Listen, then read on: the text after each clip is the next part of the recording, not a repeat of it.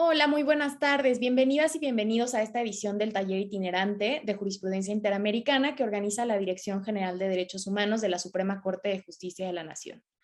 El día de hoy, el tema del taller estará abordando cuestiones relacionadas con la libertad de expresión y con los derechos de las personas periodistas. En esta edición del taller estará participando mi colega Kimberly Cetina y posteriormente estaré participando yo, Sofía Reyes. Es muy importante que cualquier pregunta que puedan llegar a tener la puedan formular a través del chat para que la exposición se pueda desarrollar en los tiempos que tenemos programados. De antemano les agradecemos mucho su participación y su asistencia en este taller. Sin más por el momento, comenzamos. Me gustaría explicarles un poquito la forma en la que se va a distribuir esta sesión y la sesión del día de mañana. Como ustedes bien saben, son dos sesiones de duración, cada una de 2 horas. El día de hoy estaremos abordando principalmente la contradicción de tesis 293-2011, que ustedes ya tuvieron oportunidad de leer, y posteriormente nos adentraremos en el estudio de una sentencia de la Corte Interamericana de Derechos Humanos, la sentencia Palacio Urrutia. En ese sentido, para el día de mañana estaremos abordando los contenidos temáticos referentes a las limitaciones de la libertad de expresión, y posteriormente estaremos desarrollando un ejercicio práctico en donde justamente la idea es de practicar y de poder aplicar estos conocimientos que pueden ustedes adquirir en el taller en un ejercicio práctico, ¿no? Entonces, para el día de mañana les encargamos, por favor, que puedan revisar la sentencia que dice resolución ejercicio, que ya se les mandó a través del correo electrónico. Pues ahora sí empezaremos con el contenido temático materia de este taller, que como ya les había mencionado previamente, habla acerca de la libertad de expresión y de los estándares de la Corte Interamericana en materia de personas periodistas. Sin duda, este es un tema fundamental considerando el contexto de la región y porque generalmente es un tema que se ve comúnmente y que en realidad los estándares interamericanos nos permiten tener más luz de los límites a la libertad de expresión y de en qué momentos realmente se pueden imponer restricciones a este derecho que es tan importante.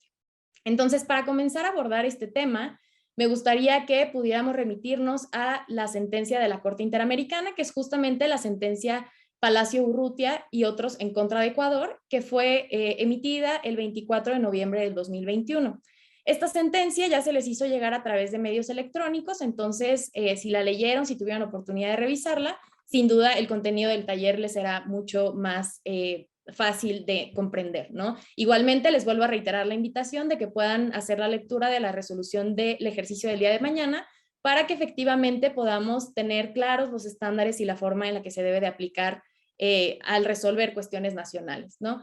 Adicionalmente, a modo de referencia, me gustaría recomendarles la lectura de la opinión consultiva 5-85 del 13 de noviembre de 1985, que también desarrolla los estándares de libertad de expresión. Y como pueden ver, pues en realidad la lectura de estas dos resoluciones puede permitirles observar el desarrollo jurisprudencial que ha tenido la Corte Interamericana, porque la opinión consultiva en realidad es de 1985, ¿no? Entonces, todos estos criterios que la Corte Interamericana desarrolló en esta opinión, pues han sido recuperados y desarrollados a profundidad.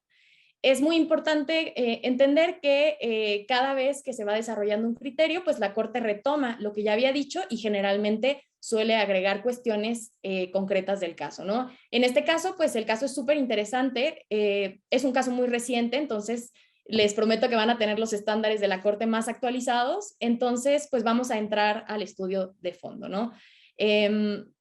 Y bueno, para platicar un poquito acerca de los hechos del caso, que son sumamente relevantes para entender lo que vamos a estar discutiendo en particular, hay que entender que este caso se da derivado de un proceso penal que el entonces presidente de Ecuador, Rafael Vicente Correa, promovió en contra de un periodista muy reconocido en ese país. El periodista se llamaba Emilio Palacio Urrutia, bueno, se llama Emilio Palacio Urrutia, y pues en realidad es una persona que sufrió mucho a consecuencia de la campaña de criminalización y de estos procesos penales que se abrieron en su contra, ¿no? Ustedes pronto verán que en realidad las consecuencias de este proceso penal eran enormes, ¿no? Entonces es muy importante entender que era un periodista muy reconocido y que también colaboraba en un medio que era muy, muy conocido en Ecuador. El medio se llama El Universo y pues era un medio que tenía millones de visitas, tenía mucha difusión y pues entonces en este sentido se da el contexto del caso.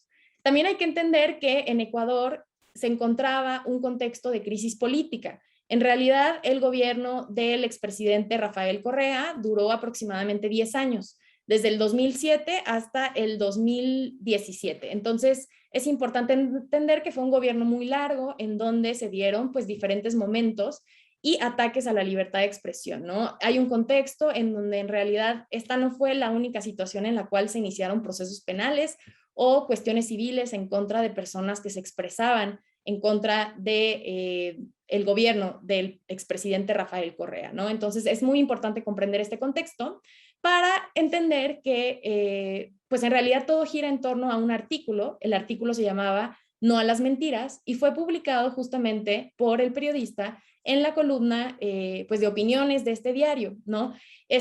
Este artículo, como podrán seguramente haber leído en la sentencia, pues era un artículo muy crítico del gobierno y se daba en el contexto justamente de una protesta de la Policía Nacional en Ecuador. Entonces, evidentemente tocaba temas que pues no necesariamente eran agradables para el gobierno, y justamente esto es muy importante para entender en qué momento se puede restringir y no se puede restringir la libertad de expresión, porque creo que en muchos casos cuando las personas nos encontramos ante un conflicto entre el derecho a la libertad de expresión y el derecho a la honra o a la reputación, la línea es muy delgada, ¿no? Entonces hay que entender muy bien que la libertad de expresión es muy amplia. Entonces, en ese sentido, el artículo trataba justamente con cuestiones de interés público que eran pues sumamente relevantes para esta sociedad, ¿no? El artículo hablaba no solamente de las actuaciones de las autoridades, de las Fuerzas Armadas, sino que era muy crítico en particular con la actuación del entonces presidente. Entonces, claro que el presidente consideró que la libertad de expresión no protegía ese tipo de críticas y decidió comenzar un proceso penal en contra del periodista, ¿no? El 16 de octubre del 2019, la Comisión Interamericana decide someter el caso ante el conocimiento de la Corte Interamericana a más de 8 años de la petición inicial. Entonces podemos ver que en realidad pasó mucho tiempo. Los hechos a los que nos vamos a referir suceden en el año 2010 y en realidad es hasta el año pasado, 2021, que podemos tener una resolución. Sin embargo, es un mecanismo que permite que los estados reconozcan la responsabilidad que tienen ante ciertas violaciones a los derechos humanos. En este caso, es muy importante tener en cuenta que el Estado, previo al dictado de la sentencia de la Corte Interamericana, realmente hace un reconocimiento parcial de responsabilidad. Y si bien el reconocimiento parcial de responsabilidad tiene efectos muy positivos para el desarrollo del proceso, la Corte consideró adecuado seguir adentrándose en el estudio y el desarrollo del alcance de la libertad de expresión, ¿no? En este caso, para que tengan mayor información acerca del caso, el juez que conoció del asunto dictó una sentencia penal por 3 años de prisión y además le solicitó al periodista el pago de $30 millones por el delito de injurias calumniosas graves contra la autoridad, ¿no? Entonces imagínense, un periodista tenía la obligación de pagar $30 millones por haber afectado supuestamente el honor y la reputación de esta figura de autoridad, ¿no? Adicionalmente a eso, se solicitó el pago de una indemnización civil que en realidad también condenaba el pago de $10 millones. Esta condena era en contra del diario, ¿no? Entonces, no solamente salió afectada la persona periodista, sino que también se le impusieron cargas al diario. Es muy interesante porque dentro de la sentencia la Corte analiza los salarios y el patrimonio del diario y de los periodistas y se da cuenta de que realmente era imposible realizar el pago, ¿no? Entonces, como veremos más adelante, muchas veces estos mecanismos judiciales funcionan para silenciar y para realmente amedrentar hasta cierto punto a las personas periodistas que se pronuncian en contra del gobierno, ¿no? O de las autoridades. En realidad la pregunta a resolver en esta sentencia es justamente si eran necesarias y proporcionales las sanciones. En este caso, el Estado, en el reconocimiento de responsabilidad que realiza, determina que no eran proporcionales y que realmente no se encontraban vinculadas al cumplimiento de un objetivo en particular. Y si bien es cierto que no se ejecutaron las sentencias, el periodista no tuvo que realizar este pago, sí tuvo un efecto muy fuerte en los trabajadores del diario, en la propia vida privada del periodista, Y pues en realidad este tipo de sanciones pueden generar un efecto intimidatorio en las personas periodistas, ¿no? Si ves que a tu compañero lo están sancionando para el pago de 30 millones de dólares, pues creo que sería mucho más sencillo modular a lo mejor el tono de la crítica, filtrar algún tipo de información que vas a revelar, ¿no? Al final, cuando no tienes certeza de que los mecanismos judiciales te van a proteger ante una arbitrariedad, pues es mucho más sencillo que las personas prefieran no expresar su opinión, ¿no? Y esto claramente es un obstáculo para la realización del derecho a la libertad de expresión. En este sentido, también hay que señalar que la Corte Interamericana resuelve que hubo violaciones a las garantías judiciales, en particular la garantía de independencia e imparcialidad. Lo anterior porque al tratarse de el expresidente de un estado, es evidente que el caso es todavía más difícil de resolver y más cuando el presidente contaba con medios institucionales como publicidad, como canales gubernamentales de televisión, de radio, en donde activamente se dedicaba a descalificar las actuaciones del periodista y en donde también, pues en realidad se ponía a defender su caso, ¿no? Esto es muy interesante porque, pues en realidad deja en una situación de vulnerabilidad agravada a la persona periodista que no tiene los medios para defenderse ante la sociedad. Todo esto formaba parte de un contexto de criminalización brutal en contra de las personas periodistas que estaban en contra o que criticaban hasta cierto punto el gobierno en Ecuador, ¿no? Todo esto, como ya mencioné, conllevaba violaciones a la independencia y a la imparcialidad. Y bueno, la Corte Interamericana considera que está muy bien que el Estado haya hecho el reconocimiento de responsabilidad, sin embargo, se mete al análisis no solamente del derecho a la libertad de expresión, sino que también analiza el derecho a la propiedad, analiza el derecho a la libertad personal y también se mete al estudio del derecho del trabajo. Sin embargo, en este taller, pues nos dedicaremos únicamente a desentrañar el contenido de la libertad de expresión, por ser la materia que nos ocupa en esta sesión. Y bueno, también es muy importante entender que el diario que estuvo involucrado en el caso fue fundado en 1921. Entonces, era un diario que tenía ya muchos años de circulación, que como había mencionado anteriormente, ya tenía 23 millones de visitas mensuales y 1.4 millones de visitas diarias, ¿no? Entonces, en realidad era un medio de mucha trascendencia en Ecuador. Adicionalmente, había tenido diversos reconocimientos por su importante labor de comunicación. El contexto político, pues en realidad la duración de la presidencia fue del 15 de enero de 2007 al 24 de mayo de 2017. Entonces, como les comentaba, fueron 10 años y es muy preocupante porque en realidad los hechos de este caso se desarrollan entre el 2010 hasta el 2012. Entonces, en realidad, pues todavía faltaba mucho tiempo de gobierno posterior a que en realidad se resolviera el asunto, ¿no? Esto llevó, lo veremos posteriormente, pero a que el periodista se tuviera que asilar en Estados Unidos, ¿no? Lo que evidentemente constituye un obstáculo para algunos componentes de la libertad de expresión. Es muy importante también entender que el expresidente realizaba acusaciones verbales en radio y televisión gubernamental y consideraba que ciertos grupos de la población, y principalmente grupos que tenían intereses económicos, llevaban a cabo un ataque sistemático y organizado a través de sus medios digitales, iniciando una campaña de mentiras, desinformando a los ciudadanos, descontextualizando información y realizando manifestaciones inexactas y difamatorias en su contra. Entonces, evidentemente se volvió una lucha entre los medios de comunicación, entre algunos actores políticos y entre el propio gobierno del Estado en ese momento, ¿no? También es muy importante mencionar y ver cómo el poder político tiene tanta fuerza, porque en realidad dentro de la propia sentencia se narra que el expresidente le solicitaba a sus gobernadores que iniciaran procesos penales en contra de estas personas incómodas dentro de la sociedad, ¿no? Entonces, en realidad se estaba haciendo ya un uso abusivo del poder público para silenciar las voces que favorecían la democracia en Ecuador.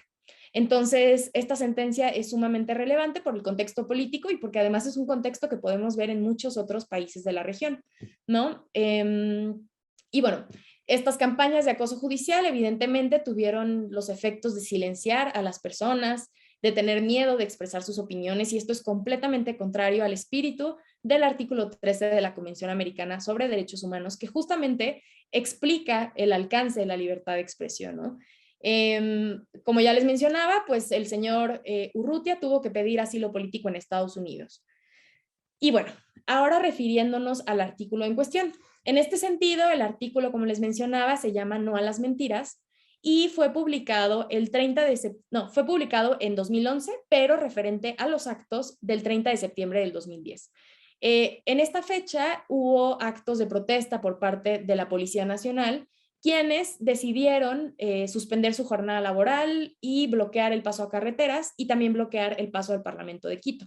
En ese sentido, el presidente consideró que era una buena estrategia política asistir al regimiento para negociar con los miembros de la Policía Nacional. Sin embargo, todo salió mal. Los miembros de la Policía Nacional decidieron no dejar salir al entonces presidente del regimiento, lo que desencadenó pues toda una maniobra para poderlo sacar de ese regimiento sano y salvo, ¿no? Esto evidentemente llevó a una confrontación entre las Fuerzas Armadas, la Policía Nacional, que desencadenó en la muerte de 5 personas. Murieron 2 personas de las Fuerzas Armadas, 2 policías y un estudiante universitario. Posteriormente, pues Ecuador se sumió en una crisis política en donde justamente pues hubo muchas críticas al actuar del gobierno, al actuar del entonces presidente, a lo que el gobierno calificó como un intento de desestabilizar la democracia en el Estado, ¿no? Es muy interesante porque en este caso el expresidente culpó hasta cierto punto al periodista Palacio Urrutia de incentivar o de promocionar este tipo de actos en contra de su gobierno, ¿no? Es muy interesante el caso en particular porque la forma en la que lograron sacar al expresidente fue a través de una ambulancia, lo llevaron a un hospital, entonces pues en realidad podemos ver que pues realmente su poder sí se vio afectado hasta cierto punto, ¿no? Creo que fue un artículo que le afectó mucho, pero bueno, es parte de la carga que tienen las personas funcionarias públicas cuando se pone en escrutinio alguna cuestión de su gobierno. Posteriormente, como les mencionaba, el 6 de febrero del 2011, el señor Palacio Urrutia publicó un artículo titulado No a las mentiras. Este artículo en realidad es que era muy crítico, pero creo que es un ejemplo perfecto para identificar que no necesariamente lo crítico debe de ser censurado o restringido, y menos en las sociedades que son democráticas. Les pongo aquí un fragmento del artículo No a las mentiras, lo voy a leer en voz alta porque creo que es muy representativo. En realidad el artículo es bastante largo, pero elegí algunas frases que son bastante interesantes. Dice, comprendo que el dictador, devoto cristiano, hombre de paz, no pierda oportunidad para perdonar a los criminales. Indultó a las mulas del narcotráfico, se compadeció de los asesinos presos en la penitenciaría del Litoral. Le solicitó a los ciudadanos que se dejen robar para que no haya víctimas, cultivó una gran amistad con los invasores de las tierras y los convirtió en legisladores, hasta que lo traicionaron. Pero el Ecuador es un estado laico donde no se permite usar la fe como fundamento jurídico para eximir a los criminales de que paguen sus deudas. Si cometí algún delito, exijo que me lo prueben. De lo contrario, no espero ningún perdón judicial, sino las debidas disculpas.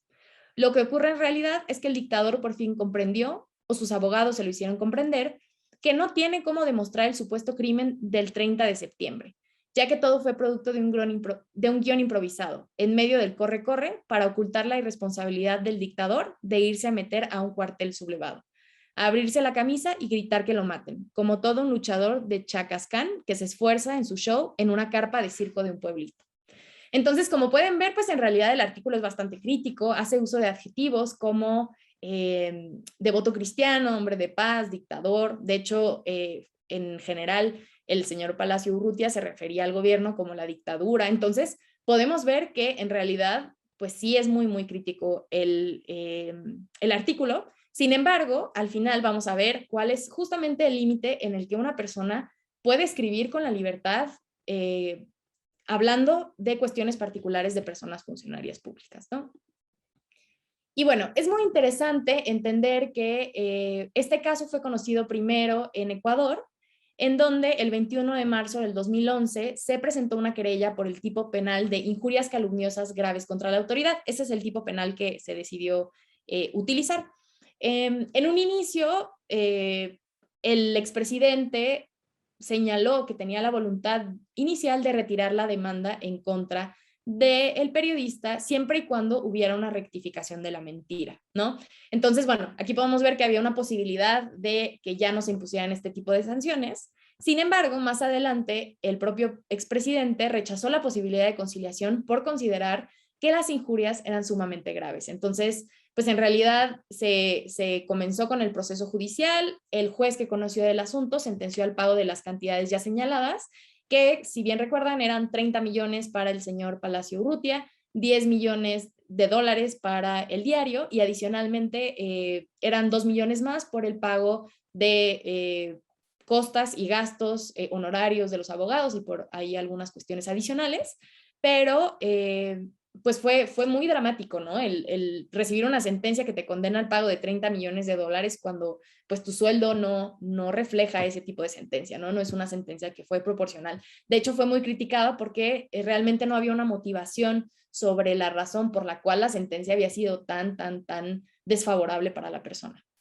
En este caso, justamente el juez consideró que la libertad de expresión tenía un límite y que ese límite eran los comentarios y opiniones, ¿no? En el caso particular, pues en contra del expresidente.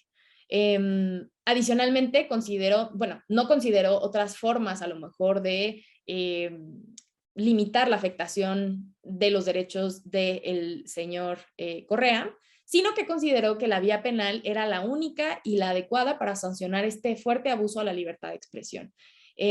Adicionalmente, se habló de afectaciones a la imparcialidad, como ya les había mencionado, porque en realidad pues era un caso muy conocido, fue muy complicado dictar una sentencia condenatoria en contra del presidente, que era además presidente en ese momento, ¿no? Entonces también hay algunos hechos relacionados con que se difirieron audiencias. En realidad fue muy complicada todas las etapas del proceso y pues se confirmó la sentencia que condenó al pago de más de 40 millones de dólares.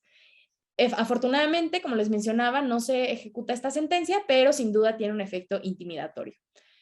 Posteriormente, ya el 27 de febrero del 2012, el expresidente concede el perdón de la pena, pero de la sentencia se desprende que las agresiones en contra del periodista continuaron, lo que lo llevó inclusive a temer por su vida, ¿no? Recibió amenazas en Twitter, estuvo pues ahora sí que perseguido por un gobierno que no valoraba su trabajo y que no respetaba en realidad los límites de la libertad de expresión. Entonces, pues se tuvo que ir a vivir a Estados Unidos.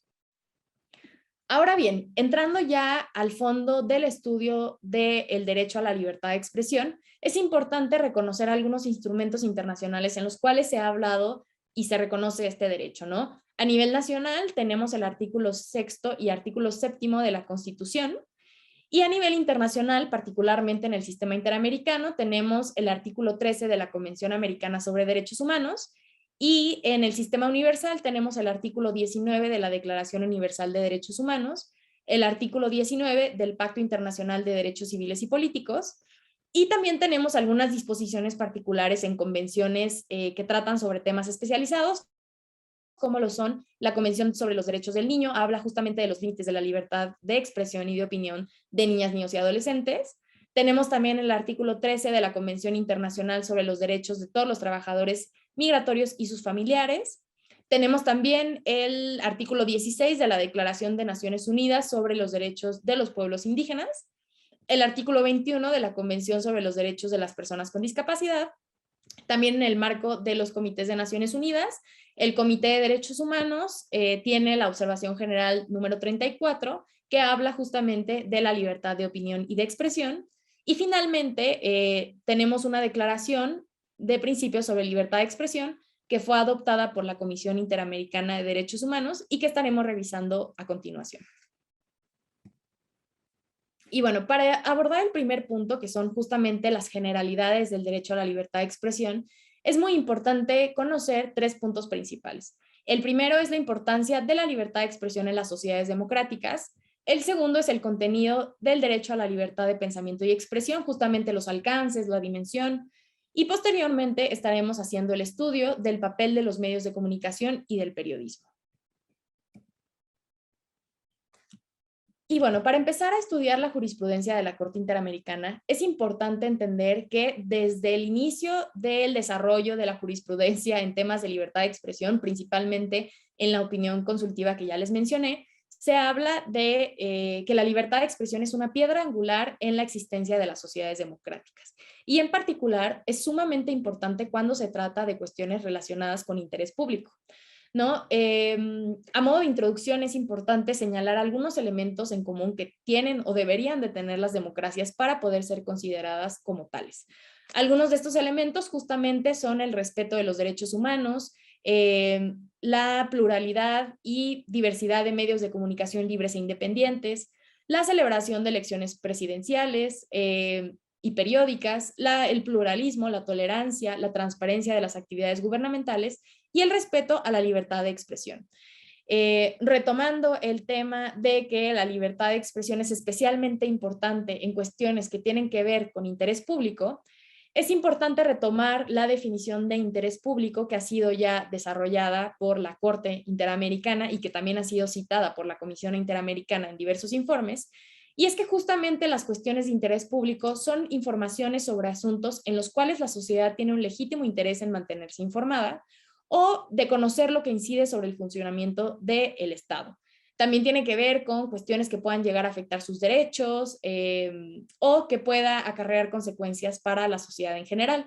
Algunos ejemplos que pueden ser muy interesantes son justamente, como es el presente caso, la conducta de los funcionarios públicos en el ejercicio siempre de sus funciones, el tráfico de armas, narcotráfico, crimen organizado, manejo del gobierno, transparencia, corrupción, ¿no? Entonces son temas que son muy, muy importantes porque al final terminan teniendo afectaciones en los derechos de las personas y en la sociedad en su conjunto.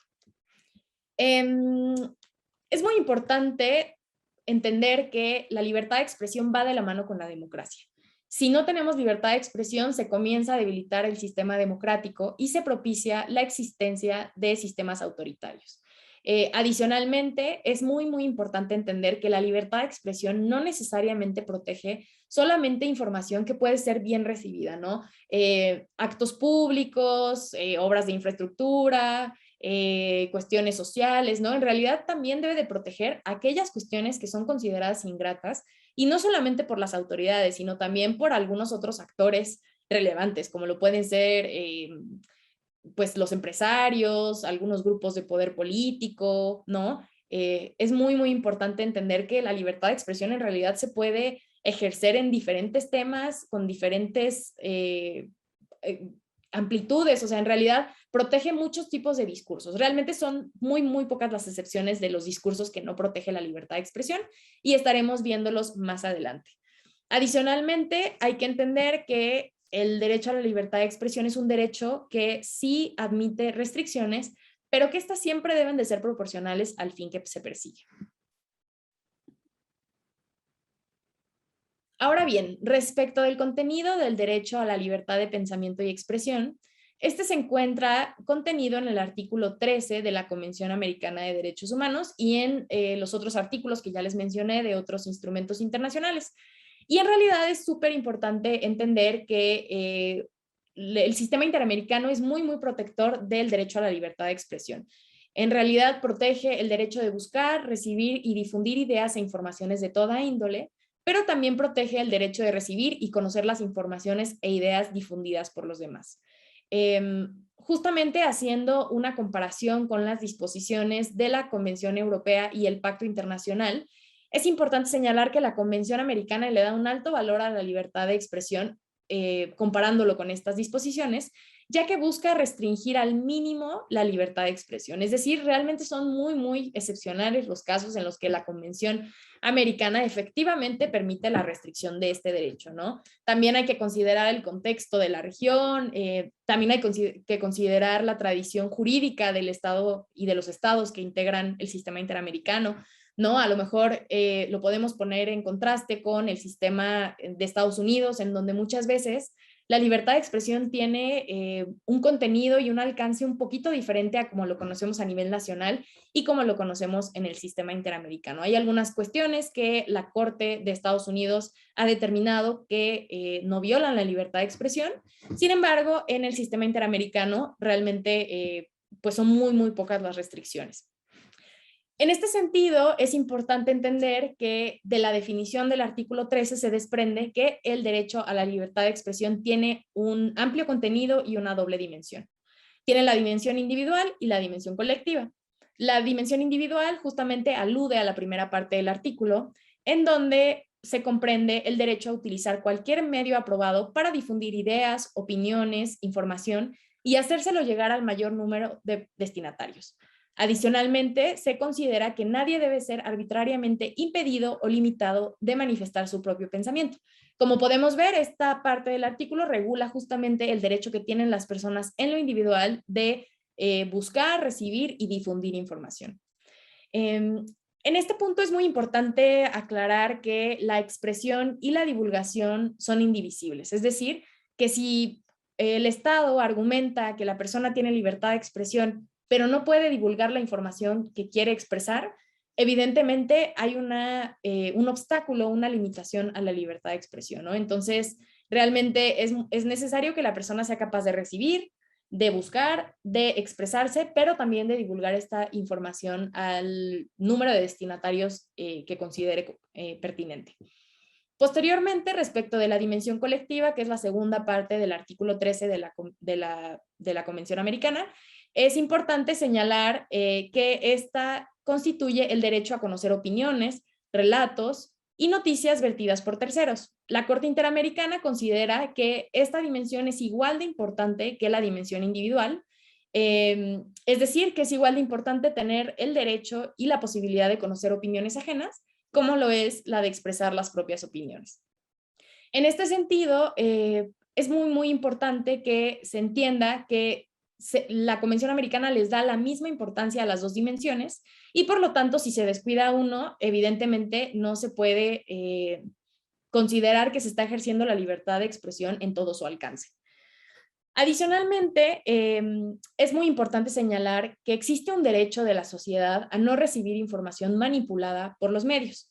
En este sentido, los estados no pueden controlar la información que las personas periodistas o las personas que ejercen su libertad de expresión van a divulgar. Sin embargo, sí existe una obligación de verificar y contrastar las fuentes, la información que se va a publicar. No obstante, la Corte Interamericana ha señalado que esta obligación de revisar las fuentes, de contrastar, de hasta cierto punto comprobar que sean cuestiones verídicas, no es una obligación exhaustiva, ¿no? Entonces, realmente no puede haber una censura previa por parte del Estado de decir, oye, considero que tus fuentes no son válidas, entonces no puedes publicar esta información. Eso sería evidentemente una violación al derecho a la libertad de expresión. Ahora bien, hay que hablar de la importancia que tienen los medios de comunicación y el periodismo para poder ejercer la libertad de expresión en las sociedades democráticas. La Corte Interamericana ha definido a los medios de comunicación como personas jurídicas que sirven justamente para difundir información. A través de ellos se logra ejercer la dimensión social y colectiva de la libertad de expresión, ya que promueven el pluralismo, la tolerancia y también fomentan la libertad de expresión. Adicionalmente, el hecho de que haya muchos y diversos medios de comunicación facilitan el diálogo, el debate libre, la apertura, la transparencia. Entonces, en realidad es muy favorable para las democracias que podamos contar con medios de comunicación que tengan diferentes opiniones, que tengan diferentes ideologías, que transmitan la información a través de diferentes medios, de diferentes formas, ¿no? Entonces, justamente el hecho de que haya medios diversos es responsabilidad del Estado. Por lo tanto, la Corte Interamericana en esta sentencia y en la opinión consultiva ha delimitado algunas obligaciones de los estados para poder proteger esta pluralidad de medios. Por ejemplo, la primera obligación que identifica es la de minimizar las restricciones a la información y favorecer el equilibrio en la participación. Adicionalmente, considera que los estados deben de favorecer el equilibrio en la participación y democratizar el acceso a los diferentes medios de comunicación. Esto porque muchas veces se puede dar que solamente un sector de la sociedad puede acceder a ciertos medios de comunicación, ¿no? Entonces, tienen que haber estas políticas, estas leyes que regulen de forma compatible con la Convención Americana la diversidad y pluralidad de medios. En los casos en los que esto no se regula, pues puede llegar a formarse la creación de monopolios, oligopolios, que tienen efectos muy negativos en la libertad de expresión. Realmente cuando tenemos solamente un medio que está compartiendo las noticias que son de su interés, que a lo mejor favorecen sus propios intereses o su propia agenda, pues se vuelve muy problemático para la democracia. Entonces, es muy importante que los estados estén muy pendientes de la forma en la que se están generando estos gremios, la forma en la que se está comunicando la información. También es muy importante señalar que la libertad de expresión no solamente se ejerce a través de cuestiones escritas como artículos, sino que también pues se puede ejercer a través del radio, de la televisión, ahora a través de los medios sociales, ¿no? De las redes sociales, tecnologías de la información. Entonces, en realidad los estados sí tienen que estar muy pendientes para poder regular todas estas cuestiones. Pero hay que tener mucho cuidado para no caer en esta regulación excesiva, ¿no? Que pueda llegar a restringir indirectamente la libertad de expresión. Adicionalmente, deben de existir mecanismos judiciales y adecuados para controlar e impedir la existencia de estos monopolios. De esta forma, se puede garantizar el pluralismo en los estados y se puede fortalecer el sistema democrático. Todo en relación con el deber de respetar la Convención Americana sobre Derechos Humanos. Ahora bien, vamos a hablar acerca del vínculo que existe entre el periodismo y la libertad de expresión. La libertad de expresión y el periodismo van siempre, siempre de la mano. No hay forma de hablar de libertad de expresión si no hablamos del periodismo, ¿no? Y muchas veces hay que hablar de personas periodistas, aunque no necesariamente las personas periodistas son las únicas que ejercen la libertad de expresión. Es muy importante hacer esta distinción porque una persona periodista es una persona que ejerce la libertad de expresión de modo continuo, estable y remunerado, mientras que nosotros en lo individual podemos expresar nuestras opiniones, en algún momento podemos llegar a participar en algún programa de televisión, ¿no? Y no necesariamente por eso nos volvemos personas periodistas. Sin embargo, la libertad de expresión protege ambas situaciones.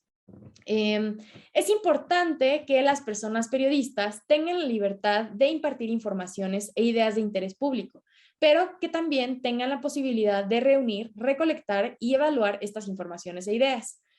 En los casos en los que se tengan medidas que interfieran con las actividades periodísticas, directa o indirectamente, se puede hablar de obstáculos a la libertad de expresión en sus dos dimensiones, tanto en la dimensión individual como en la dimensión colectiva. Esto, evidentemente, implica una amenaza a la libertad de expresión. Muchas veces, como lo veíamos en los hechos del presente caso, en donde se utilizaba el poder del Estado para empezar procesos judiciales en contra de las personas que eran consideradas incómodas por sus opiniones, se utilizan instancias judiciales por parte de personas funcionarias públicas para silenciar estas críticas. Esto constituye un uso abusivo de mecanismos judiciales y de hecho se tiene ya un término para este tipo de actuaciones. Se le conoce como SLAPP, S-L-A-P-P, y es considerado una demanda estratégica contra la participación pública, ¿no? Este tipo de demandas se caracterizan porque en realidad no hay una intención real de rectificación de los hechos, simplemente buscan silenciar las críticas. Hay que entender que muchas veces también estas demandas buscan una sanción desproporcionada. En realidad, si el objetivo principal fuera el de salvaguardar el honor del funcionario público, pues muchas veces se podría solicitar simplemente una rectificación o en todo caso, si el abuso a la libertad de expresión fue muy grande, se podría solicitar pues una indemnización por la vía civil. Sin embargo, lo que caracteriza este tipo de demandas es que se utiliza el poder punitivo del Estado a través de cuestiones penales para asustar, intimidar y criminalizar a las personas que ejerzan su libertad de expresión. Es muy interesante ver que los tipos penales que se utilizan para este tipo de procesos son principalmente cuestiones relacionadas con calumnia, injuria, ¿no? Son tipos penales que son muy ambiguos y que son muy amplios y que realmente le dan mucho poder al Estado, ¿no? En realidad es muy, muy sencillo encuadrar a lo mejor algunos hechos o alguna publicación crítica en la injuria o en la calumnia, ¿no? Para que podamos entender, pues justamente se habla de tipos penales muy, muy, muy complicados y amplios, lo que realmente pues deja en una situación de mucha indefensión a la persona que está del otro lado, ¿no? A la persona periodista. Entonces, es muy, muy importante entender, por ejemplo, que la calumnia, una definición que les puedo dar en este momento, es justamente una acusación falsa hecha maliciosamente para causar daño. por otro lado, injuria es justamente una manifestación de opiniones que atenten en contra de la dignidad de una persona, lesionando su fama, su honor o su propia estimación. Entonces, en realidad, si leemos el tipo penal, pues sería muy sencillo encuadrar a lo mejor lo que habló el señor Palacio Urrutia en uno de estos tipos penales, ¿no? Afortunadamente, cada vez hay más pronunciamientos de organismos internacionales para derogar o adecuar este tipo de cuestiones, de tipos penales, para que en realidad pues sean conductas muy, muy delimitadas que no pongan en una situación de vulnerabilidad a la persona que está llevando el proceso penal, ¿no?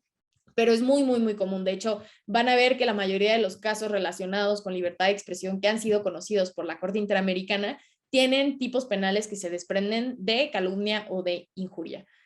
A nivel nacional también teníamos muchos códigos que todavía contemplaban estos tipos penales y pues se han realizado muchas actividades para poder derogarlos, ¿no? Y dar mayor certeza jurídica a las personas que a lo mejor sí tengan que enfrentar alguna responsabilidad por un uso excesivo de la libertad de expresión. En ese sentido, la Corte Interamericana en esta sentencia establece que para que haya pluralismo y diversidad se requiere de dos cuestiones principales. La primera es que el Estado cumpla con el deber de respeto y de adoptar decisiones y políticas que garanticen la libertad de expresión. En este caso, pues la realidad es que el Estado tampoco puede dejar en una situación de indefensión a los funcionarios y funcionarias públicas, ¿no? En realidad lo que se tiene que hacer es justamente establecer mecanismos alternativos al derecho penal que puedan salvaguardar el derecho a la honra y a la reputación de las personas que nos encontramos del otro lado, ¿no? Algunos de estos ejemplos son justamente la vía civil, en algunos casos, pero en los casos en donde la afectación del derecho no haya sido tan grave, se puede recurrir al derecho a la rectificación o respuesta. En este sentido, se debe de renunciar a la utilización también de discursos o prácticas estigmatizantes contra las personas periodistas y en contra de las personas que ejercen su libertad de expresión. Justamente estos discursos o prácticas estigmatizantes hacen alusión a una cuestión que se llama criminalización de personas periodistas, ¿no? Que es esta campaña de desfavorecer, de criticar, ¿no? Y más cuando vienen de funcionarios públicos de tanto rango como lo era en este caso el entonces presidente, pues se vuelve muy, muy complicado garantizar el pluralismo y la diversidad de medios. Adicionalmente, es importante que los medios de comunicación entiendan que tienen una responsabilidad muy grande ante la sociedad y que en realidad son responsables de fortalecer el sistema democrático y participativo. Esto también se habla en la opinión consultiva, ¿no? Es importante que los líderes o los titulares de los medios de comunicación no utilicen su poder o su capacidad de divulgar información para atender intereses particulares. En realidad, lo ideal es que se puedan difundir información que es verídica, que abone a la sociedad y también que al existir diversos medios de comunicación, pues las propias personas tengamos la posibilidad de elegir a quién le queremos creer, ¿no? Pero en realidad esto es parte del pluralismo y de la diversidad de medios. Es muy interesante ver cómo, regresando un poquito al tema de las instancias judiciales y el uso del derecho penal para criminalizar a las personas periodistas, vemos que el derecho penal en realidad es como la herramienta más restrictiva, ¿no? Como las armas pesadas del Estado para silenciar a una persona. Y en realidad esto ya había sido reconocido por la Corte Interamericana en diversos casos. Sin embargo, recientemente, en el año 2019, en el caso Álvarez Ramos en contra de Venezuela, la Corte Interamericana reconoce por primera vez que la respuesta punitiva del Estado mediante el derecho penal no es convencionalmente procedente. Esto en los casos en los que se utilice para proteger el honor de las personas funcionarias públicas y en los casos en donde el discurso se encuentre protegido por ser de interés público, ¿no? Entonces, en realidad este caso trata de una condena en contra de una persona periodista, se le condenó a 2 años y 3 meses de prisión, además de que se le inhabilitó políticamente, ¿no? Entonces, esta es una consecuencia muy, muy fuerte para la persona en cuestión. Esto se da en el contexto de la publicación de una nota en un diario que hacía justamente referencia al manejo de una caja de ahorro en Venezuela. Entonces, en realidad hablaba acerca del manejo de recursos económicos, que es un tema muy delicado, que es un tema que muchas veces genera alerta para el Estado, ¿no? Porque al final se tiene que estudiar y se tiene que analizar la transparencia y la forma en la que los estados manejan sus fondos, ¿no? En este caso, justamente el derecho penal, pues, amedrentó a esta persona, tanto así que se le inhabilitó políticamente y que su vida y su libertad personal iba a estar restringida por más de 2 años, ¿no? En este caso, pues es un precedente muy importante para que lo tengan ahí en cuenta y por si quieren eventualmente darle una revisada a esa sentencia, también es muy interesante para que podamos estudiar también lo que viene a continuación, que es justamente la restricción de la libertad de expresión. Y bueno, para comenzar con el estudio de los límites que se le pueden imponer al derecho a la libertad de expresión, es importante entender que existen muchas cuestiones en torno a este tema, ¿no? El primero es el tema de la censura previa, el segundo es el tema de cuál es el papel y el límite del derecho a la honra y a la reputación. El tercero es qué pasa cuando el Estado argumenta cuestiones de seguridad nacional, de orden público o de moral pública, ¿no? También vamos a estar estudiando cuáles son los requisitos que ha desarrollado la Corte Interamericana para la aplicación de responsabilidades ulteriores, los medios indirectos de la restricción de la libertad de expresión y, en el caso concreto, si fueron compatibles o no las responsabilidades en el caso con la Convención Americana y también si fueron adecuadas las responsabilidades penales impuestas en contra del señor Urrutia y del medio de comunicación que hemos estado mencionando. Y bueno, en relación con las restricciones a la libertad de expresión, es muy importante entender que este derecho en particular sí admite restricciones, ¿no? No toda restricción es contraria a la Convención Americana, simplemente hay que analizar estas restricciones a la luz del artículo 13.2 de la Convención Americana, porque se tiene que cumplir con esos requisitos en particular para que no se considere que una restricción es abusiva, es desproporcional o es arbitraria, ¿no? En este caso, daré lectura al artículo 13.2 para que podamos irlo analizando paso por paso.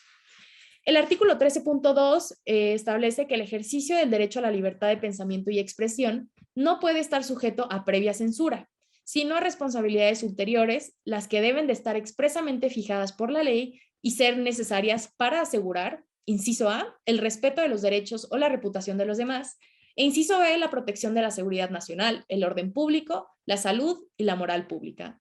Entonces, en este caso, este artículo nos habla de un tema muy importante. Voy a empezar por este tema, que es justamente la censura previa.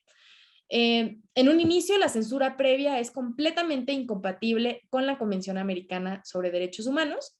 La censura previa tiene que ver con que el Estado argumenta que cierta información es mala, es maliciosa, desinforma a la sociedad, ¿no? Entonces dice, no puedes publicar esta información. Eso constituye censura previa y eso es completamente incompatible con la Convención Americana sobre Derechos Humanos. Únicamente tenemos una excepción. Esta excepción la pueden encontrar en el párrafo cuarto de ese mismo artículo 13, en donde se habla acerca de la excepción relacionada con espectáculos públicos. Esta excepción señala que los espectáculos públicos pueden ser sometidos por ley a censura, siempre con el exclusivo objeto de regular el acceso a ellos de niñas, niños y adolescentes, ¿no? Entonces, en realidad, se busca proteger, o el interés de esta restricción es justamente proteger la moral de la infancia y de la adolescencia. Pero salvo esa excepción, no hay forma en la que los estados democráticos puedan alegar que es compatible con la Convención Americana el hecho de que censuren información, ya sea por cualquier medio, medios digitales, medios impresos, radio, televisión, no hay forma, ¿no? Posteriormente, el artículo 13.2 habla de que no se debe tener censura previa, sino que se pueden tener responsabilidades ulteriores. Estas responsabilidades son la consecuencia de un abuso en la libertad de expresión. O sea, no se puede establecer responsabilidades únicamente porque el Estado así lo decide. Se debe de hacer todo un análisis para determinar si se violó, se afectó, se sobrepasó el alcance de la libertad de expresión, y es un análisis que debe de hacerse caso por caso. En este caso, pues justamente el abuso de la libertad de expresión no debe delimitarse mediante medidas de control preventivas. Simplemente deben de determinarse responsabilidades para la persona que haya abusado de esta libertad de expresión, pero siempre cumpliendo con los requisitos desarrollados por la Corte Interamericana en su jurisprudencia. Estos requisitos los estudiaremos más adelante. A pesar de que este artículo y en general este derecho permite tener restricciones, es importante señalar que las restricciones deben de ser excepcionales y sobre todo en el sistema jurídico en el que nos encontramos y considerando que la Convención Americana es sumamente protectora de este derecho, estas restricciones deben de limitarse, deben de ser excepcionales y deben de solamente aplicarse en los casos que lo amerite, porque si no, el hecho de tener la posibilidad de una responsabilidad ulterior o una restricción puede volverse un mecanismo de censura previa, ¿no? Tú como persona dices, bueno, mejor no publico tan información porque después me van a sancionar. Eh, entonces sí debe de ser muy, muy medida la forma en la cual se responsabilice a las personas que abusen de la libertad de expresión. Además también es muy interesante porque generalmente los abusos en la libertad de expresión se dan en casos pues que son incómodos, ¿no? Y como ya vimos, la libertad de expresión protege también aquellos discursos que pueden ser incómodos para diversos sectores, personas, actores de la sociedad. Y bueno, estudiando también el primer inciso del artículo 13.2 de la Convención Americana, es importante señalar que se protege el derecho a la honra o a la reputación. Este derecho es generalmente el derecho que vemos en conflicto con la libertad de expresión en los casos que toca estudiar, en donde una persona funcionaria pública alega que pues su reputación, su honor fue dañado por un artículo, ¿no? Como es justamente en el caso que estamos estudiando. Para esto hay que remitirnos al artículo 11 de la Convención Americana, que señala que toda persona tiene derecho a la protección de su honra y al reconocimiento de su dignidad. En este caso, el derecho a la honra se relaciona justamente con la estima y con la valía propia, mientras que la reputación hace referencia a la opinión que tienen otras personas sobre tu propia persona, ¿no? En este sentido, los estados también tienen un deber de protección de estos derechos y deben de encontrar alternativas y mecanismos que permitan proteger, por un lado, el derecho a la honra de todas las personas y en particular de las personas funcionarias públicas, pero que también permitan a las personas realizar y ejercer su libertad de expresión, a lo mejor mediante la crítica, ¿no? A lo mejor mediante la escritura de un artículo que cuestiona al gobierno. Esto es parte del diálogo democrático que deberían de tener todos los estados, ¿no? En realidad lo que se busca es encontrar la forma en la que estos dos derechos puedan coexistir. Y la forma en la que se ha encontrado que se puede hacer es mediante la imposición de responsabilidades ulteriores. Como ya se había mencionado, se pueden tener justamente el derecho de rectificación o también el derecho civil. En realidad no se incentiva que se utilice el derecho penal por todas las consecuencias que ya hemos estudiado a lo largo de este taller. Adicionalmente, al momento de estudiar las afectaciones a la honra y a la reputación, es importante que la persona que realice el análisis entre estos dos derechos identifique una clara y directa afectación o lesión o amenaza al derecho que se está mencionando, ¿no? En realidad no se puede hablar de cuestiones hipotéticas, ¿no? O de cuestiones indirectas, me está afectando este artículo, ¿no? En realidad se tiene que hacer un análisis muy, muy minucioso y muy detallado de la forma en la que la libertad de expresión o cualquier otro derecho puede entrar en conflicto y vulnerar o lesionar el derecho a la honra y a la reputación. Justamente la solución de este conflicto entre diferentes derechos se tiene que solucionar a través de una ponderación entre ambos, ¿no? Y se tienen que identificar medidas que sean poco restrictivas de la libertad de expresión.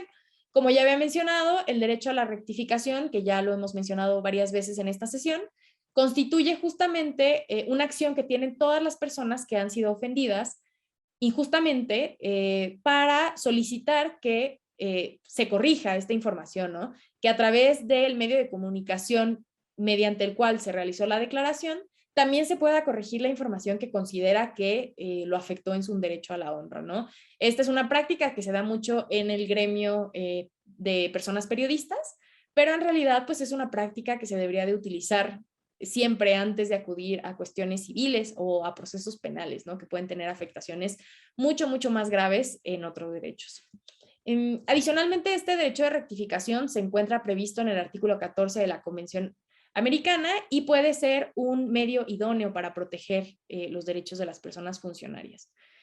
Solamente en los casos en donde realmente se identifique un daño grave con intención de dañar, se deben de establecer mecanismos de responsabilidad civiles que sean compatibles con el artículo 13.2, es decir, una indemnización, pero que siempre esta indemnización sea proporcional al daño generado, ¿no? No como en el caso que nos ocupa, en donde pues se tiene que hacer un pago de más de 10 millones de dólares por la escritura de un solo artículo de opinión. Esto es sumamente grave y sumamente desproporcionado. Y bueno, con esto, considerando el tiempo que nos queda, me gustaría cerrar la sesión del día de hoy y pues invitarlos a participar, permítanme, justamente y a leer la sentencia si es que no la han leído todavía, para que el día de mañana podamos tener justamente un debate muy rico y que nos puedan dar la opinión que tienen sobre, no solamente sobre la sentencia de la Corte Interamericana, sino también sobre la sentencia que estaremos analizando de la Suprema Corte. Es una sentencia muy interesante porque comparte muchos puntos de contacto con la sentencia que estamos analizando el día de hoy. Entonces les invito a que hagan esa revisión y que si tienen cualquier duda nos la hagan llegar a través del chat. Les agradecemos muchísimo el tiempo, esperamos que la sesión del día de hoy les haya enriquecido y les haya dado un poco más de contexto acerca de este derecho que es tan importante en una sociedad democrática. El día de hoy estaremos viendo un poquito más los estándares que desarrollamos en la sesión del día de ayer. Muchísimas gracias por su puntualidad. Les recordamos que es muy importante que para efectos de la constancia puedan poner en su cuadrito de Zoom el mismo nombre que estaban utilizando en la sesión del día de ayer, para que de esta forma nosotras podemos tener el registro del nombre de la persona que estuvo asistiendo a la sesión. Me parece que ya somos aproximadamente 30 personas en la sesión, entonces ya vamos a dar inicio. Antes de dar inicio, me gustaría que recordáramos un poquito lo que estuvimos estudiando el día de ayer. El día de ayer iniciamos la sesión haciendo un estudio de la contradicción de tesis 293 para entender la relevancia de las sentencias de la Corte Interamericana. En ese sentido, después empezamos a estudiar los hechos del caso Palacio Urrutia y posteriormente empezamos a definir los alcances del derecho a la libertad de expresión, la importancia de los medios de comunicación, la importancia de las personas periodistas y finalmente empezamos a hacer un estudio de las restricciones que son compatibles a la libertad de expresión con la Convención Americana sobre Derechos Humanos. Entonces, el día de hoy continuaremos estudiando justamente el tema de los límites y para esto les voy a compartir pantalla. Un segundito, por favor.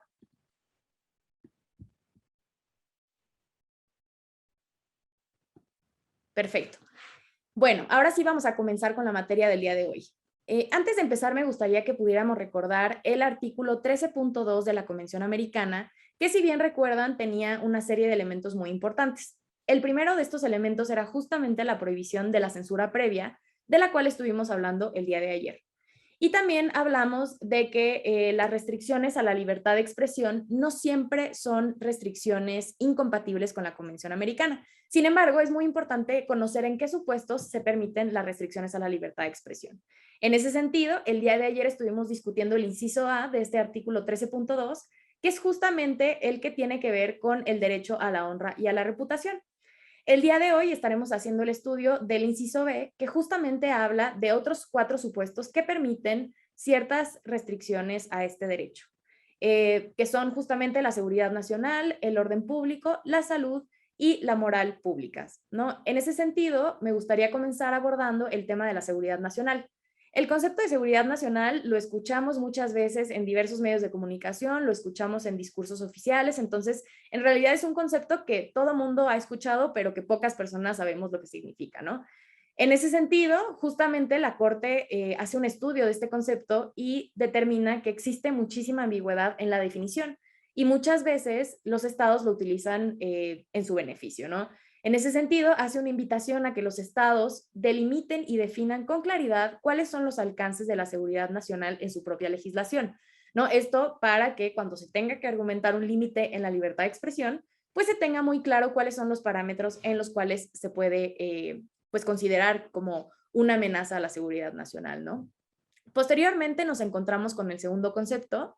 Este concepto es justamente el concepto de orden público, ¿no? También es un concepto que escuchamos muy comúnmente en los discursos públicos y tiene que ver justamente con el funcionamiento armónico y normal de las instituciones democráticas sobre la base de un sistema coherente de valores y principios. Esta es la definición que se retoma del sistema interamericano.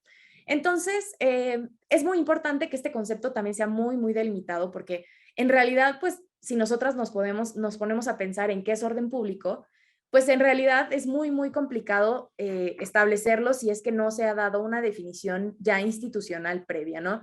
En este sentido, cuando se intente justificar una restricción a la libertad de expresión por cuestiones de orden público, es muy importante que se trate de cuestiones que sean verdaderamente reales, ¿no? Que sean cuestiones que objetivamente puedan verificarse y que no se trate simplemente de cuestiones hipotéticas, ¿no? Esto en realidad debe de plantear una amenaza real. Entonces, pues bueno, ya sabemos que por seguridad nacional y por cuestiones de orden público sí se admiten restricciones a la libertad de expresión. Otro concepto que es muy importante es justamente el de salud. Sin embargo, es interesante porque revisando la línea jurisprudencial de la Corte Interamericana, en realidad no hay mucho estudio acerca de las limitaciones a la libertad de expresión por cuestiones de salud. Sin embargo, estoy segura que derivado del contexto de pandemia en el que nos encontramos, seguramente pronto estaremos escuchando interpretaciones o sentencias en este sentido, ¿no? Entonces, en realidad, pues son cuestiones generales de datos de salud pública, ¿no? Este es otro de los supuestos en los que también se puede limitar la libertad de expresión. Y por último, nos encontramos con el tema de la moral pública. Con este concepto pasa un poquito lo mismo que con el tema de seguridad nacional, porque la moral pública pues también puede ir evolucionando y pues también se considera un concepto bastante amplio, ¿no? Entonces, en realidad es muy importante que conozcamos estos cuatro supuestos, porque posteriormente cuando nos adentremos en el estudio de la ponderación entre los dos derechos, vamos a ver que realmente no es que automáticamente cuando se tenga una situación que concierne a la seguridad nacional o a la salud, se puedan admitir restricciones a la libertad de expresión. En cada caso, se tiene que hacer un análisis de las circunstancias y del contexto para poder delimitar el alcance de la restricción y que esto no pueda tener o no necesariamente tenga afectaciones graves en los derechos que se están analizando. Y bueno, vamos a continuar con un tema que es muy relevante también, y es que existen ciertos discursos que se encuentran protegidos frente a estas limitaciones. Si bien sí se permiten limitaciones, en los casos que voy a enlistar a continuación, es necesario que las limitaciones se manejen con mucho mayor cuidado, ¿no? Ya que existe un margen muy reducido para la imposición de restricciones.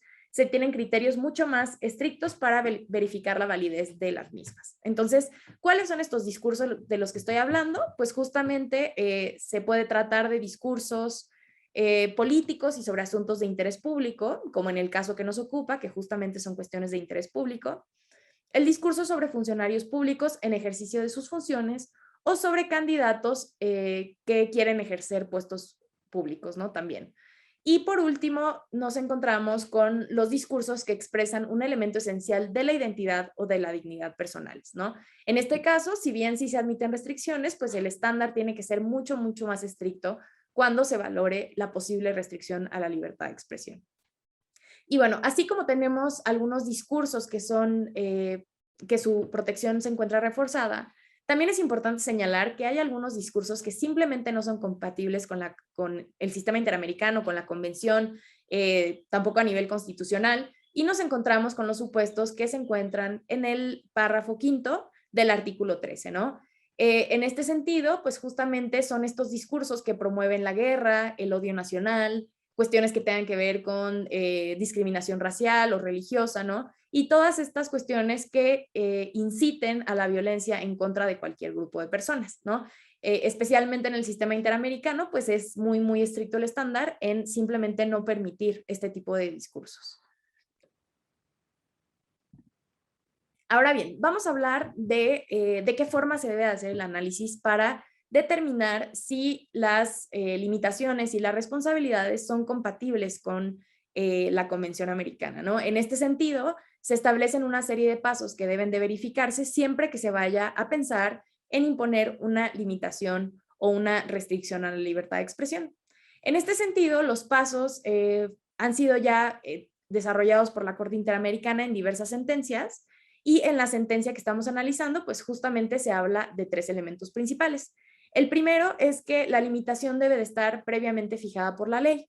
Esto quiere decir que se tiene que tener una tipificación clara y precisa de la conducta. Esto es un poquito de lo que platicábamos también ayer, ¿no? no podemos tener tipos penales completamente vagos, amplios, porque esto puede fomentar y favorecer la conducta autoritaria y arbitraria de los estados, ¿no? En realidad, si no tienes una definición clara del delito, entonces pues es mucho más fácil que quieran encuadrar cualquier tipo de conducta en este delito, ¿no? Y lo que resulta muchas veces en cuestiones hasta de privación de la libertad.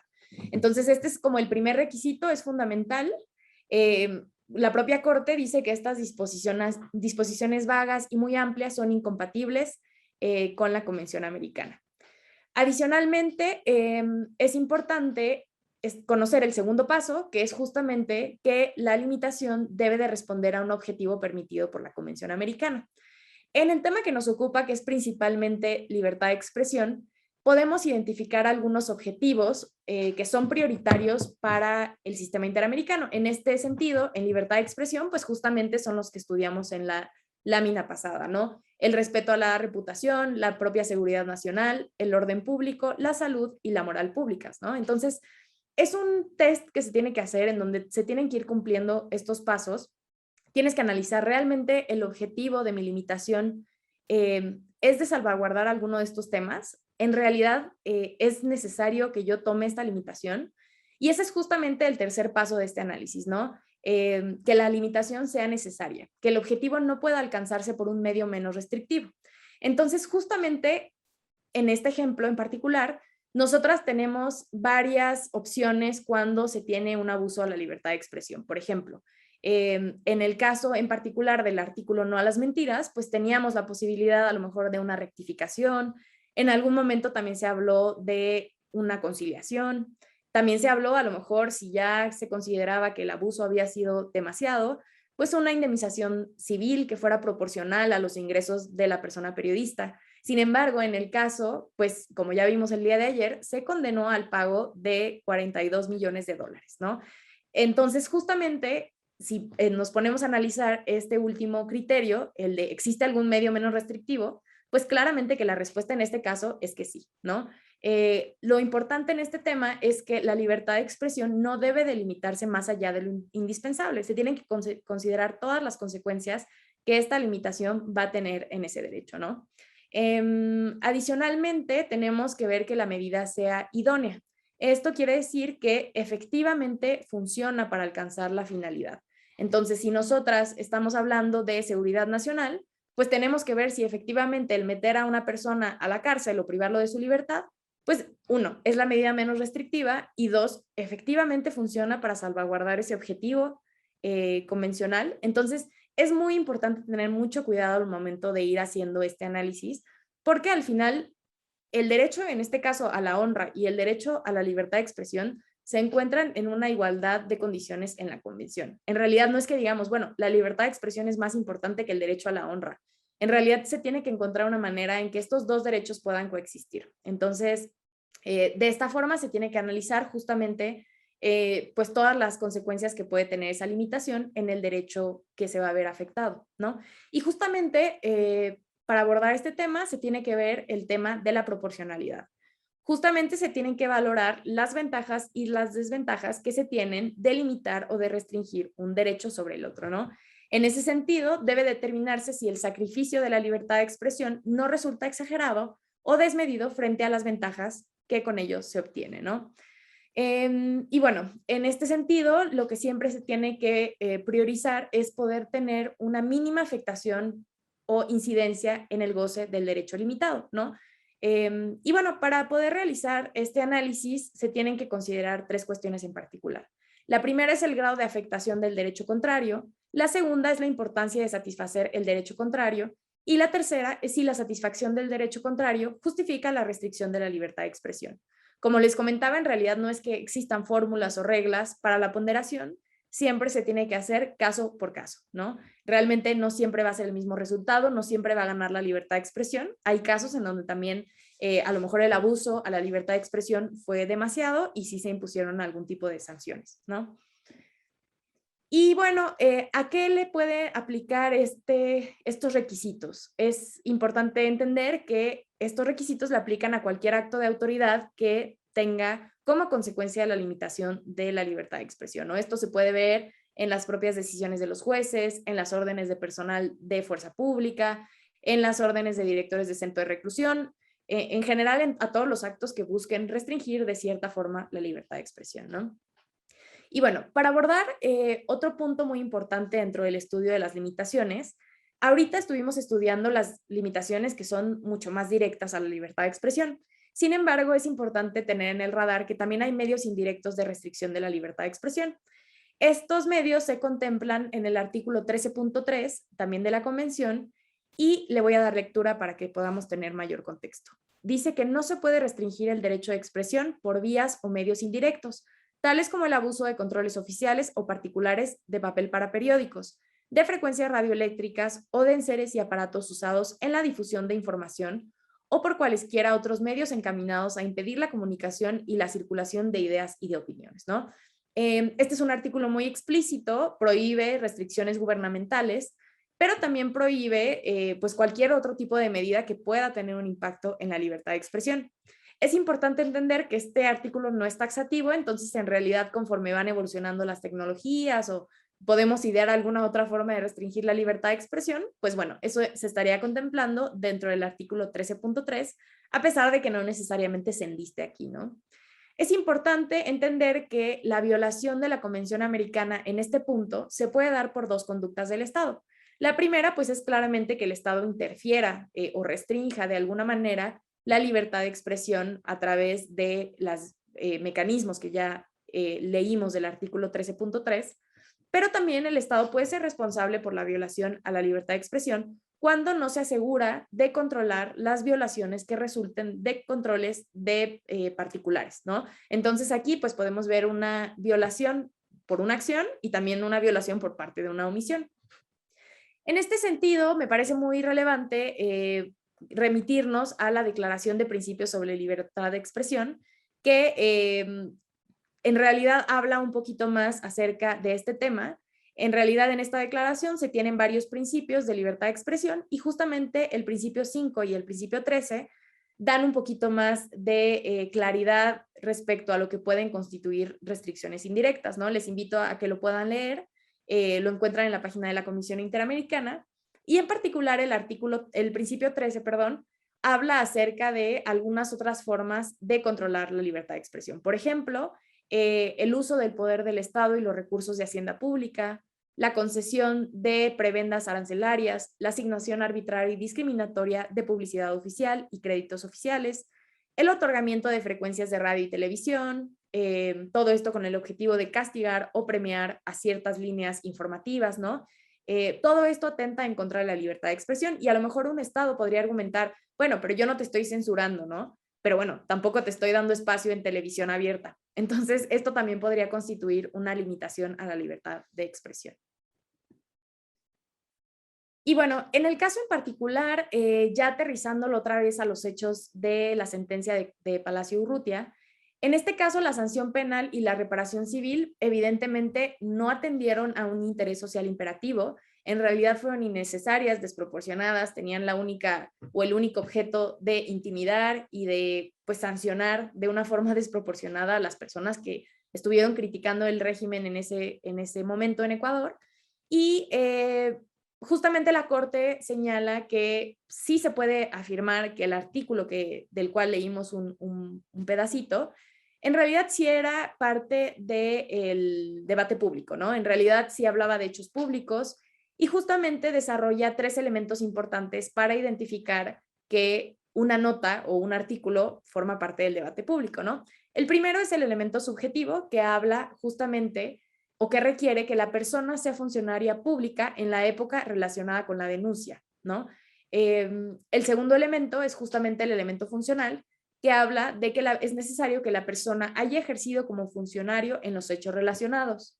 Y el tercer punto es el elemento material, que habla de la relevancia pública que pueda llegar a tener este artículo, ¿no? Es evidente que los hechos del 30 de septiembre del 2010 fueron hechos de conocimiento público, eran de interés público, además de que el presidente de entonces en Ecuador pues fue un actor central en estos hechos, ¿no? Entonces, la Corte determina que el artículo sí era de interés público, ¿no? Adicionalmente, se considera que era un artículo de opinión y toma elementos para considerar esto como que el artículo estaba firmado únicamente por el autor, que hacía alusiones en primera persona y que además se encontraba dentro de las participaciones de columnistas en el medio, ¿no? Y si bien la Corte dice que era una construcción exagerada, una crítica, ¿no? Usaba estos adjetivos de dictador, la dictadura, ¿no? En realidad sí hablaba de una cuestión de interés público, ¿no? Entonces, como vimos en las láminas pasadas, pues era un discurso que tenía una protección reforzada. Por lo tanto, la Corte determina que la sentencia que se había dictado en contra del periodista fue arbitraria, ¿no? Otra vez retomamos las consecuencias que tuvo esta primera sentencia, pues fue que se generó mucha incertidumbre dentro del trabajo del diario, hubo autocensura, hubo modificaciones al contenido informativo y también pues hubo inhibición de circulación de información, ¿no? Todo esto por miedo a que se pudieran tener represalias en contra de las personas, pues que siguieran promoviendo este debate en contra del gobierno en Ecuador. En este caso, pues esto también tuvo fuertes afectaciones en la vida personal de las víctimas porque pues evidentemente estuvieron sujetas a un proceso penal, tenían que contemplar la posibilidad de pagar 42 millones de dólares, ¿no? Entonces, evidentemente esto tiene efectos muy, muy fuertes también en la salud mental, ¿no? En el propio estrés.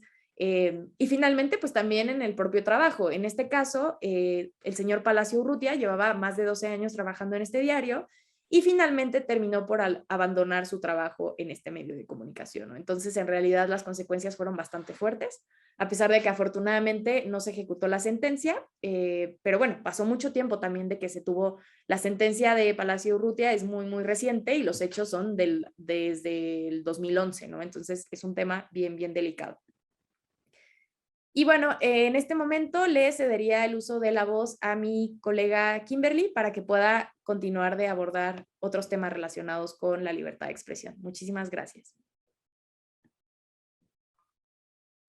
Gracias, Sofi. Muy buenas tardes a todas las personas que nos están acompañando. Vamos a seguir en el tenor de este taller itinerante. Nada más déjenme compartirles pantalla.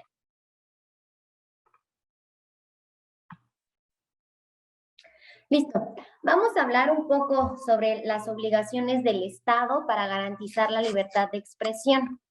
En este apartado vamos a reseñar algunas de las medidas que la Corte Interamericana ha dispuesto como obligación hacia los estados de garantizar adecuadamente el derecho a la libertad de expresión. Se van a tratar estos 4 temas que aparecen aquí: pluralismo, diligencia de las autoridades en los discursos públicos, adopción de disposiciones de derecho interno y protección de personas periodistas. Entonces, para iniciar con el primero de ellos, vamos a comenzar a hablar sobre el pluralismo.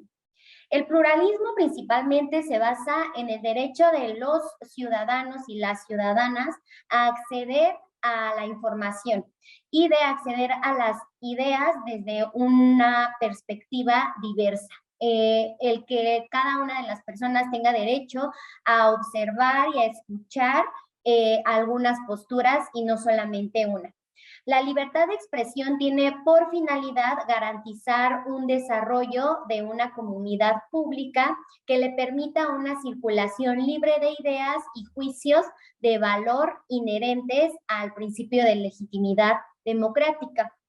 Si bien son los medios de comunicación esenciales para el despliegue de la función colectiva de la libertad de expresión, son unos de los forjadores básicos de la opinión pública en las democracias actuales. Por eso es bien indispensable que ellas aseguren condiciones que alberguen una multiplicidad de opiniones, de valores y de informaciones. Por tanto, los medios de comunicación deben de estar abiertos a todos sin discriminación, o más bien dicho, deben de estar, pues no atender a un motivo de discriminación, sino que haya una pluralidad de medios, evitando y prohibiendo cualquier tipo de monopolios en circunstancias públicas y en circunstancias privadas que haga que la opinión pública se moldee sencillamente a una simple postura. Entonces, esto más o menos es lo que trata el pluralismo y es una obligación de los estados para llevar a cabo. De este modo, los estados deben de garantizar mediante normas y prácticas adecuadas el acceso real y efectivo a los diferentes espacios que deliberan opiniones, en términos completamente igualitarios, pero también mediante la adopción de medidas necesarias para garantizar el pleno ejercicio de los mismos.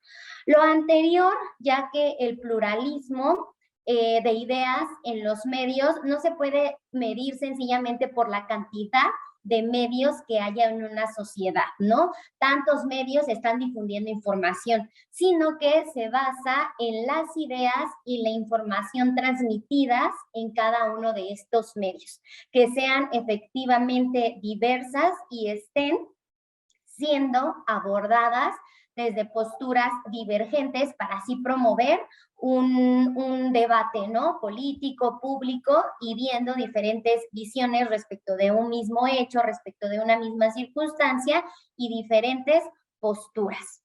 Si bien también el derecho a la libertad de expresión no es un derecho absoluto como ningún otro derecho humano, y lo hemos estado abordando en el transcurso del taller, está sujeto también este derecho a restricciones, a limitaciones. Es importante mencionar que dada la importancia del derecho a la libertad de expresión en una sociedad que es democrática, hay una responsabilidad a los medios de comunicación social y para quienes profesionalmente tienen estas labores. De este modo, el Estado debe de minimizar las restricciones que hayan respecto de al acceso a la información, a la libertad de expresión, y equilibrar en la medida de lo posible la participación de distintas corrientes en el debate político. De esta manera solamente se va a poder impulsar un pluralismo informativo. Entonces, esta primera obligación del Estado para garantizar específicamente la libertad de expresión, pues nos habla, como bien dice la palabra, esta semántica, pluralismo, esa variedad de informaciones, de posturas, de punto de vista, y que si bien los medios de comunicación se encargan de comunicarlas y de esparcirlas, es necesario que se vea reflejado en cada uno de ellos la diversidad de posturas para que así los ciudadanos y las ciudadanas se puedan acercar y puedan tener diversidad de información. La otra obligación es la diligencia de las autoridades en los discursos públicos. Al hablar de una sociedad democrática, es legítimo y de hecho es un deber de las autoridades estatales pronunciarse sobre cuestiones de interés público.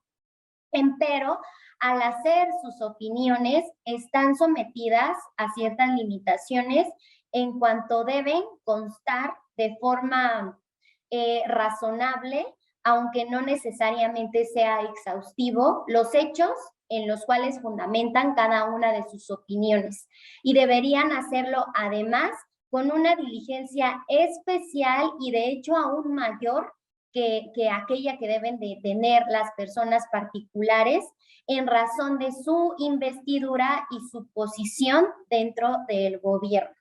Pues al pronunciarse respecto de alguna temática, hay un amplio alcance y eventuales efectos de sus expresiones, ¿no? Que pueden tener un impacto, pues a lo mejor más fuerte en la sociedad, en los sectores de la población, en comparación con alguna expresión que tenga un particular, quien no está en ejercicio de alguna función pública.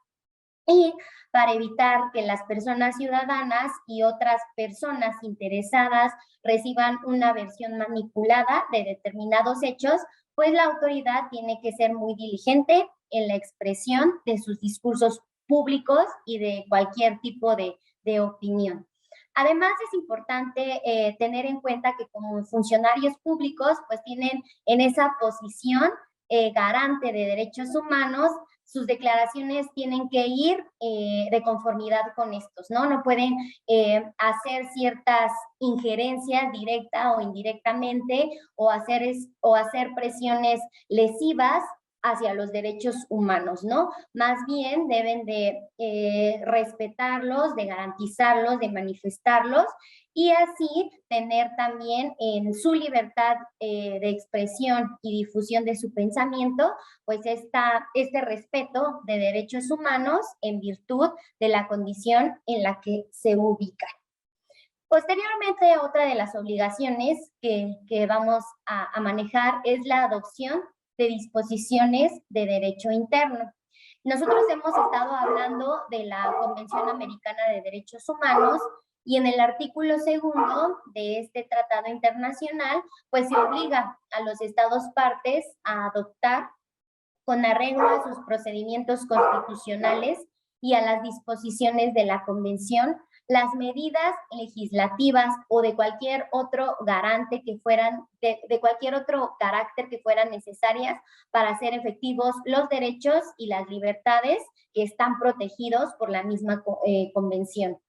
Es necesario reafirmar que la obligación de adaptar la legislación interna solamente se puede satisfacer cuando efectivamente se realizan reformas al derecho interno, pero además que estas reformas abarquen todas las normas que impiden el ejercicio, pues, en una manera amplia y legítimo de libertades y de derechos humanos.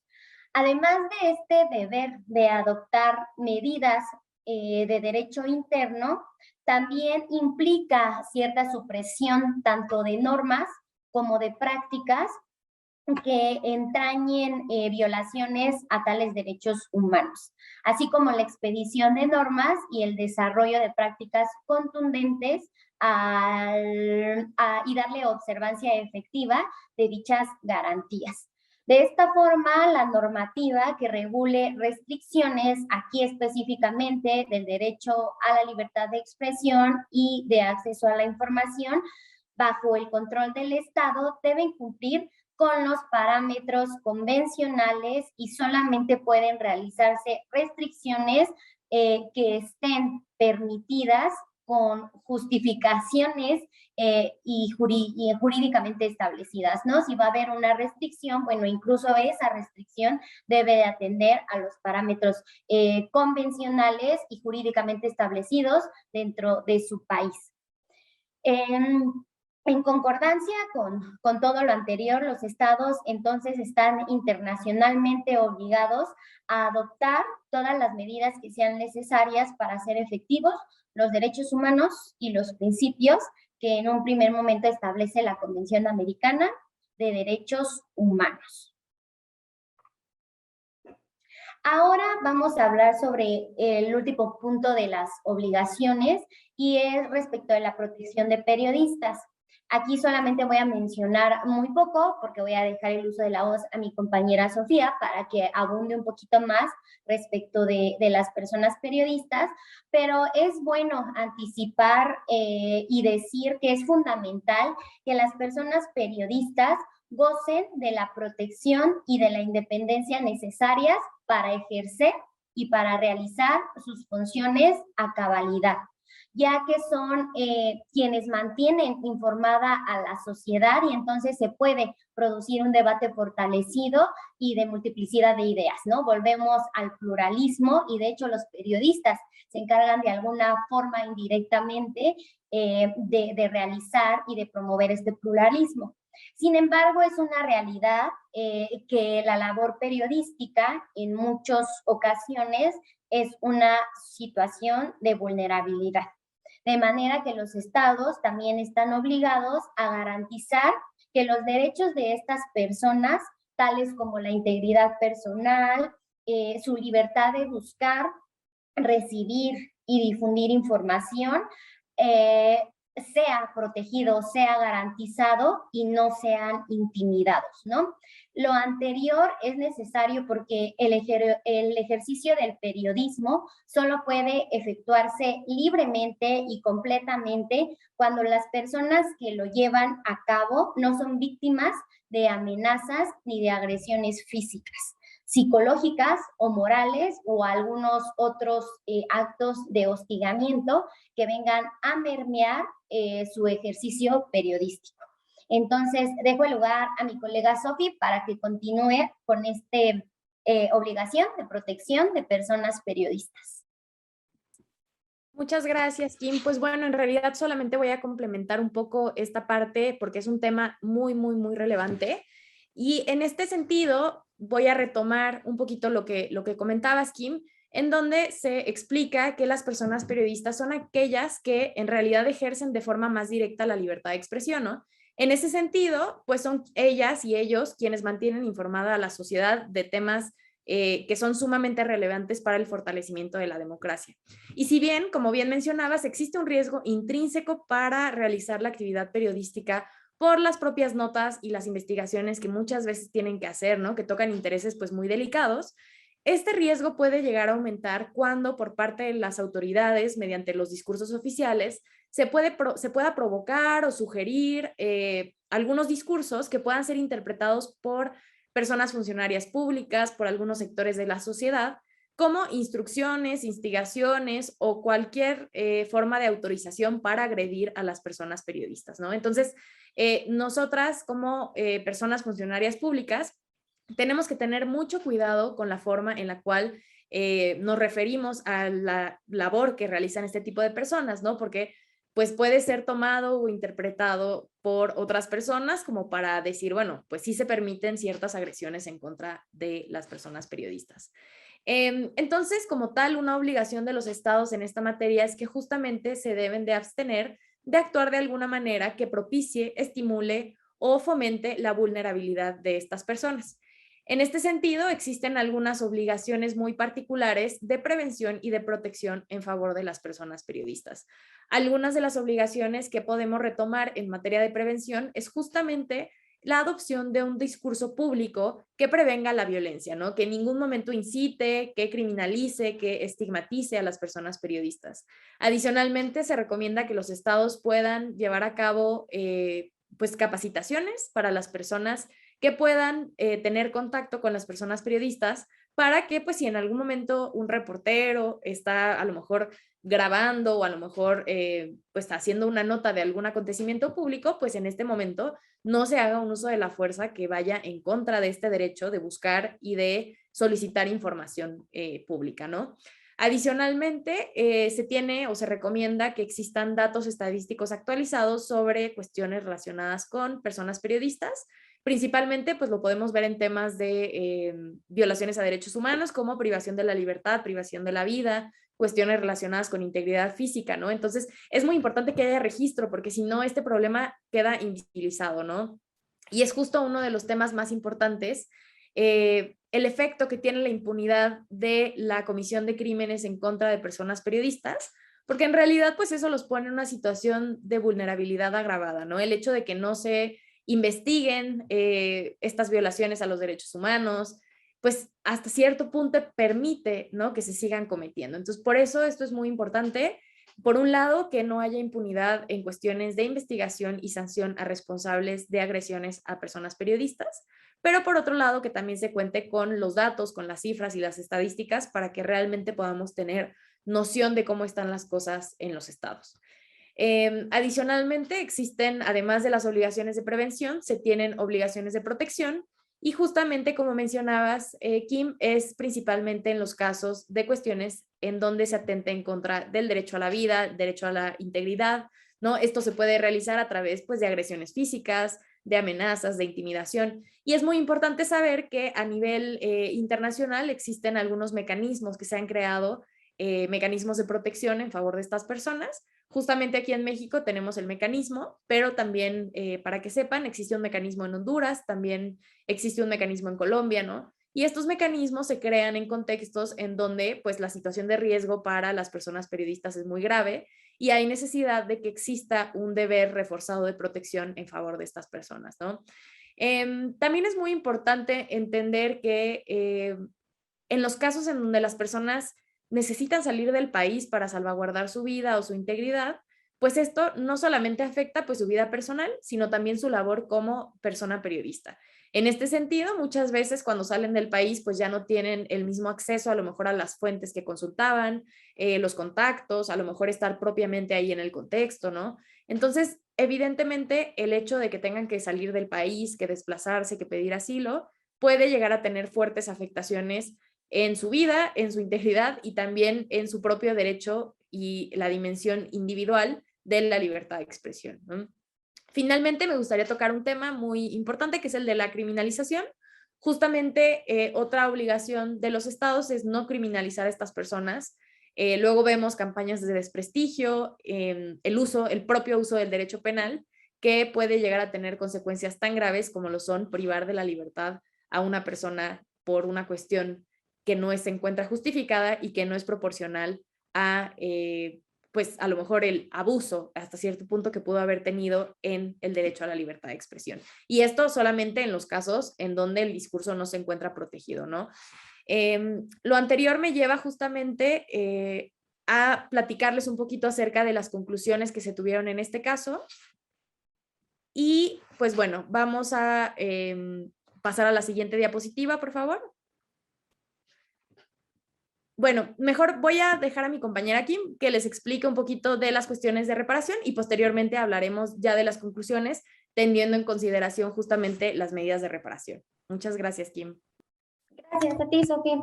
Pues sí, antes de hacer estas conclusiones, vamos rápidamente a abordar las medidas de reparación que en este contexto de protección a la libertad de expresión, pues la convención manda a que se lleven a cabo. Sobre la base específicamente de lo dispuesto por el artículo 63.1 de la Convención Americana de Derechos Humanos, la Corte Interamericana ha indicado que toda violación de una obligación internacional que haya producido un daño comporta un deber del Estado de repararlo adecuadamente. Además, las reparaciones deben tener un nexo causal con los hechos del caso, las violaciones declaradas, los daños acreditados, así como las medidas solicitadas para reparar los daños respectivos. A continuación vamos a solamente mencionar y reseñar algunas de las medidas de reparación que ha dictado la Corte Interamericana en casos vinculados a la libertad de expresión, haciendo pues paralelamente las acotaciones y las medidas de reparación que se pronunciaron en el caso Palacio Urrutia y otros contra Ecuador, que fue estudiado el día de ayer. Antes de comenzar específicamente con estas 4 medidas de reparación que tenemos aquí en la diapositiva, es importante mencionar que independientemente de las reparaciones que menciona la sentencia en cualquier litigio internacional, son sin perjuicio de cualquier forma de reparación que se pueda llevar a cabo o se acuerde posteriormente entre el Estado y las víctimas. Las reparaciones también es importante mencionar que van dirigidas a la parte lesionada y de acuerdo con la Convención Americana, se trata de una parte lesionada cuando una persona ha sido declarada víctima de la violación de algún derecho reconocido en la Convención Americana. Por tanto, específicamente en este caso que nosotros consideramos, pues se consideran como partes lesionadas a Emilio Palacio Urrutia y a los directores del periódico que estuvimos analizando el día de ayer, y por tanto serán las personas beneficiarias de las reparaciones que menciona la Corte Interamericana en esta sentencia en particular. Ahora sí, vamos a iniciar con la medida de reparación denominada restablecimiento del derecho. El restablecimiento del derecho, como bien lo dice la palabra, es que aquel derecho vulnerado o violado debe de ser restablecido. debe de ser de alguna forma pues sanado y de vuelta a la persona titular de derechos y proporcionarle además a la víctima los medios eficaces para su pleno ejercicio. Por ejemplo, en general podríamos decir restablecer concesiones en medios de comunicación, publicar un libro, evitar la censura y algunos otros que se puedan mencionar, pues generalmente. Ya partiendo y contemplando el caso Palacio Urrutia contra Ecuador, podemos ubicar este restablecimiento del derecho en varias porciones de la emisión de la sentencia, ¿no? Específicamente aquí en las medidas de reparación. Si podríamos decir en primer momento que se le declaró a Emilio Palacio Urrutia y las demás personas como víctimas de violación de derechos humanos, pues viéndolo de alguna forma, esta declaración un poco subjetiva, el Estado debe de abonar además para que esto se visibilice por las personas, la publicación de la sentencia en el diario oficial y en los periódicos de aquel país, específicamente pues en Ecuador y en el sitio del Poder Judicial del mismo estado. Esto hace posible que de algún modo pueda mostrarse el restablecimiento de su derecho, ya que en el contenido de la sentencia publicada se manifiesta la vulneración al ejercicio, específicamente aquí hablando del derecho de libertad de expresión, y la protección que desde un inicio se le debió de haber dado previo a los hechos que motivaron el presente caso internacional. Sobre esto, el Estado deberá informar inmediatamente a la Corte Interamericana una vez que haya realizado las publicaciones de las sentencias, independientemente del informe anual que debe de rendirle de acuerdo a la atención que ha dado al cumplimiento de las obligaciones. En este restablecimiento de derecho, específicamente en el caso que hemos estado considerando, también es necesario hablar de lucro cesante o pérdida de ingreso. La Corte estimó en el presente caso y considerando las circunstancias en las que se produjo la salida de esta persona de su trabajo, además de la salida que fue forzada de su país, la víctima se vio en una situación que afectó su condición y posibilidades laborales y que además imposibilitaron su regreso al país durante un periodo de un par de años, del 2011 al 2017. En consecuencia, la Corte estimó otorgarle una indemnización, un monto de dinero en concepto de lucro cesante en favor específicamente del señor Palacio Urrutia. Además, se observa que este señor Palacio Urrutia ocupó y gastó un dinero adicional derivado a la necesidad de abandonar Ecuador y entonces reubicarse en un nuevo estado, particularmente en Estados Unidos, y pues por tanto determinó la Corte establecer también una cantidad de dinero por concepto de daño emergente. La Corte además ha desarrollado un concepto denominado daño inmaterial que puede comprender tanto sufrimientos, aflicciones causadas a la víctima de manera directa o a sus allegados, a sus familiares, así como las alteraciones pecuniarias, ¿no? En las condiciones de existencia tanto de la víctima como de sus familiares. Y en este caso en concreto, considerando las circunstancias y las afectaciones que causaron estas violaciones cometidas, así como las consecuencias que sufrieron, la Corte también estimó pertinente fijar una indemnización para cada una de las personas. Aquí sí fue específicamente para Emilio Palacio Urrutia, Carlos Nicolás Pérez, Carlos Eduardo Pérez y César Enrique Pérez Barriga. Entonces, esto es por lo que hace al restablecimiento del derecho, que podemos ver varias de las medidas de reparación que pronunció la Corte en la sentencia, que podríamos incorporar a este restablecimiento del derecho. Otra medida de reparación es la adecuación del derecho interno. Es una de la obligación que acabamos de mencionar hace unos minutos en atención al artículo 2 de la Convención, en donde se establece que los estados partes se comprometen a adoptar con arreglo a sus procedimientos constitucionales y a las disposiciones de la misma Constitución las medidas legislativas o de cualquier otro carácter que son necesarias para hacer efectivos los derechos y las libertades.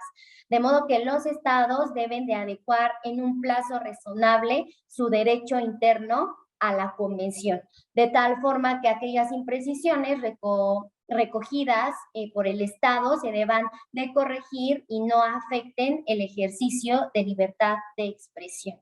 A través de las medidas legislativas, la libertad de expresión deberá de tener la protección de estos estándares interamericanos también. Poniendo esta adecuación del derecho interno específicamente a la luz del caso Palacio Urrutia contra Ecuador, pues el Estado, el Ecuador, reconoció que algunos artículos de su código penal en aquella época permitían sancionar los actos que constituyeran injurias calumniosas graves contra la autoridad.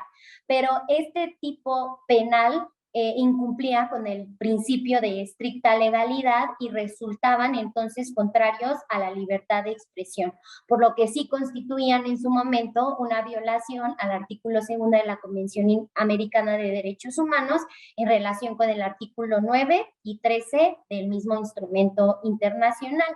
Sin embargo, la Corte Interamericana advierte y reconoce una reforma que hubo en 2014 respecto de este tipo penal y por tanto pues determinó que no era procedente ordenar una modificación al código en virtud de que ya había sido reformado con antelación y bueno, esta poca estricta legalidad o especificidad en el delito ya se había resarcido con anterioridad. Ahora, la anulación de sentencias condenatorias.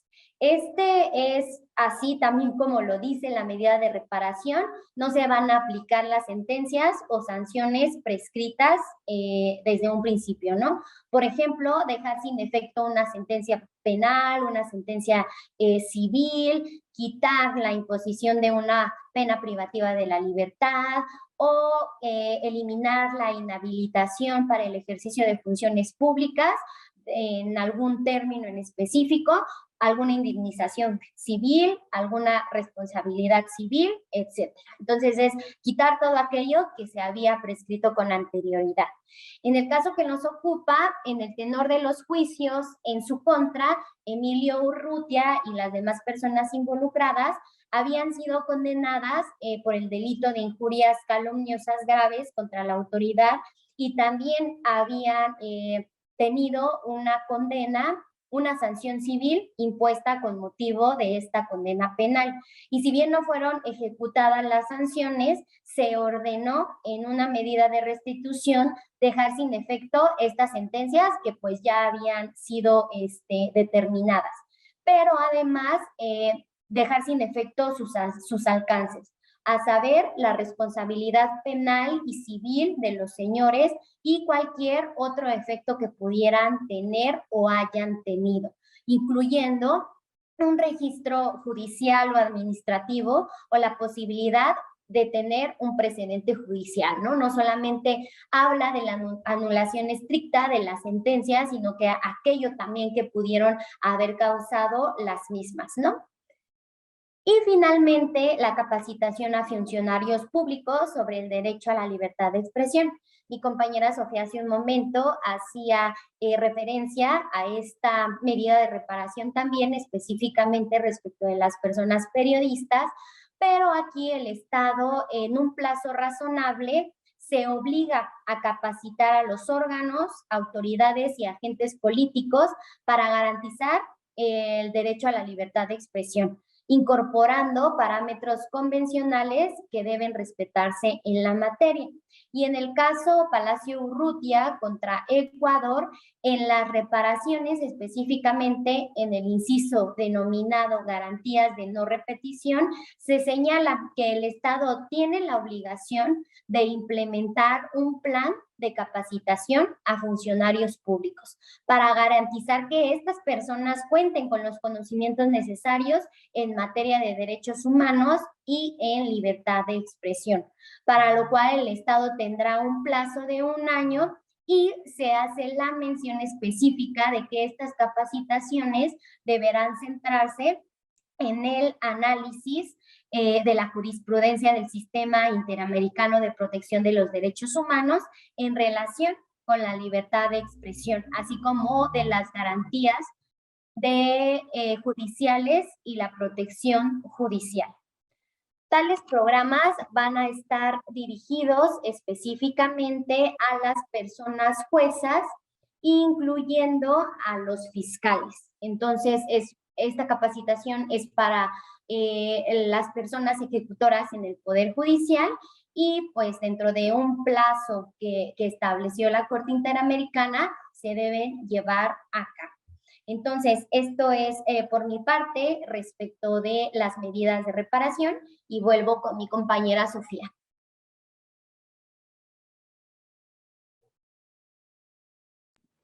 Muchas gracias, Kim. Pues bueno, en realidad solamente queda platicar un poquito de forma muy breve, porque esto ya todo lo vimos en las láminas pasadas, sobre las conclusiones del caso. Si le puedes dar siguiente, perfecto. Ahora sí, muchísimas gracias. Pues en realidad lo único que queda por mencionar es que en realidad la Corte recordó que las responsabilidades por el ejercicio de la libertad abusiva de expresión siempre deben de cumplir con los requisitos que ya han sido desarrollados y estudiados a lo largo de este taller. Adicionalmente concluyó que el artículo No a las mentiras sí era un artículo de opinión y era un artículo que trataba de temas de interés público, ¿no? Entonces, en este sentido, contaba con una protección reforzada, por lo que las cuestiones relacionadas con las sanciones que se les impusieron a las víctimas, pues fueron desproporcionadas, ¿no? En ese sentido, constituyeron justamente un atentado en contra del ejercicio de la libertad de expresión. Y bueno, en ese sentido, esperamos que les haya quedado muy claro la importancia de esta sentencia y de los estándares que ha desarrollado la Corte Interamericana en materia de libertad de expresión. Suprema Corte, el poder de la justicia.